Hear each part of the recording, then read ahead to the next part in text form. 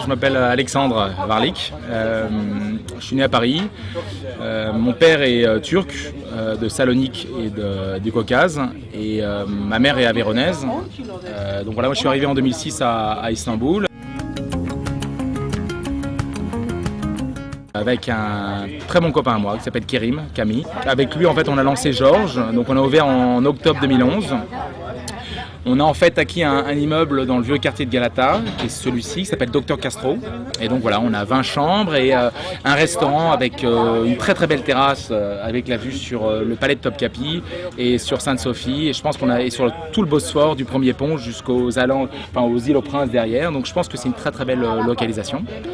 Et donc voilà, c'est un peu comme un Rubik's Cube cet hôtel, il y a un peu de tout. En fait, je l'ai pas vraiment structuré comme un hôtel, comme un restaurant. C'est plus vraiment un lieu de rencontre, un lieu d'énergie. Et c'est vrai qu'on est très basé sur la gastronomie française. Donc c'est une signature française de A à Z.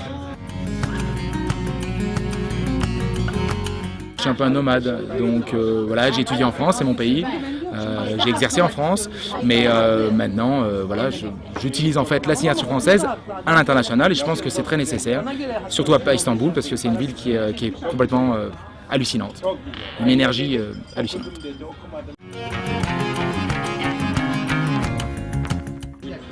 Istanbul, c'est une plateforme hallucinante à tous les niveaux.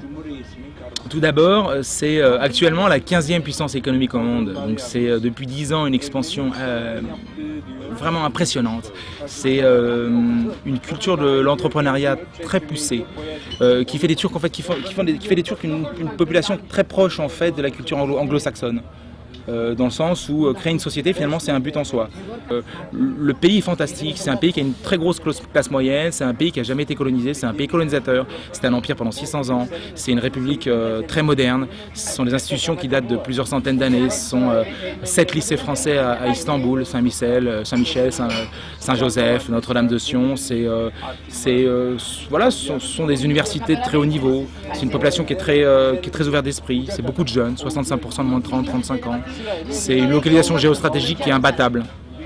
Et c'est aussi une proximité avec la France qui rend les choses très faciles. 2h30 de Nice, 3 heures de Paris. Et c'est un pays qui vous pousse à monter des sociétés, à être innovateur, à pousser la dynamique. Parce que moi j'ai 35 ans, je suis arrivé, j'avais 28 ans. Et je pense que c'est la meilleure chose que j'ai fait dans ma vie. Et j'ai bien fait de venir à Istanbul en 2006.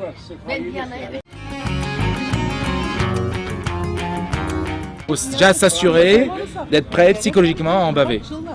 Voilà, on crée une société, c'est pas comme si voilà, tout était tombé du ciel. Non, il faut redémarrer. Le marché ne vous attend pas. Les Turcs sont très entrepreneurs. La plupart des grosses boîtes ici, elles sont turques, elles ne sont pas étrangères. C'est simple, moi je dirais à tous les gens qui vont les écouter de passer le pas, de venir, vraiment de venir très rapidement parce que le pays est en train d'exploser et il y a plus d'opportunités qu'on peut le voir. Je pense pas que l'image de la France, la Turquie en France est très positive et je pense que c'est dommage et je pense qu'il faut vraiment que les gens viennent pour observer avec leurs propres yeux que voilà et réaliser que le pays c'est tout facilement impressionnant. C'est impressionnant ce qui se passe ici. Il faut absolument venir et très rapidement. Voilà.